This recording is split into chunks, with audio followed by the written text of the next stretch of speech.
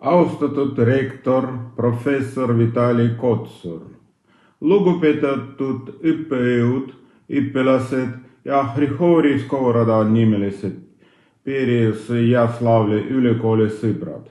Palun võtke vastu minu siirad õnnitlesin teid ülikooli 40. aastapäeva puhul.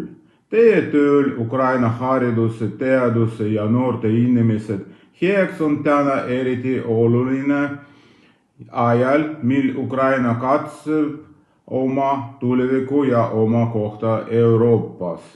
Mul on au olla seotud teie ülikooliga audoktori ja partnerina sihtasutus Andrei Gritskov fundatsioon kaudu.